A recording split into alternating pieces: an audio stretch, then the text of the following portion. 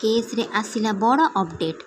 संजय राय एका नुहंती, तांको सह एमाने जानतु कौन कहले अभियुक्तଙ୍କ सासू। कोलकातार आरजीकर मेडिकल कॉलेज एवं हॉस्पिटल रे जड़े महिला ट्रेनी डाक्टर को बलात्कार एवं हत्या घटना सारा देश में आलोड़न सृष्टि करिछि। घटनार अपराधी को शीघ्र धरिबा को दाबी होउछि।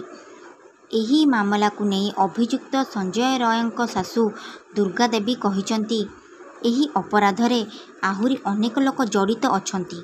से कहिसंती जे संजय राय एकुटिया एभली करि परिबे नाही। एही घटना रे आहुरी अनेक लोक जड़ित होई थाई पारंती। एहा पूर्वरु संजय रायଙ୍କ सासू एक बयान जारी करी तांको विरोध रे अनेक गुरुतर अभियोग आनिथिले। से कहिथिले संजयଙ୍କ सह आगरू संपर्क भल नथिला।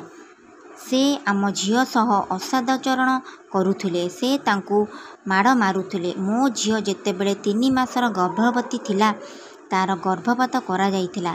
संजय राय जड़े भल व्यक्ति नुहंती।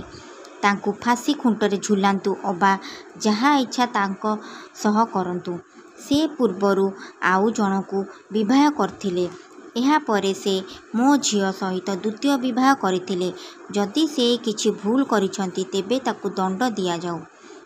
अन्य पटे सुप्रीमकोर्ट मंगलवार एही मामला रे प्राथमिक शुणानी रे जातीय टास्कफोर्स गठन पाई निर्देश देइचंती। तेबे आसंता गुरुवार 22 अगस्त रे एही मामला रे परवर्ती शुणानी हेबो। आगु को नहीं आसीबे आपण मानक पई किछि नुआ नुआ खबर। सुस्थ रुहंतु, सतर्क रुहंतु। नमस्कार ओडिशावासी।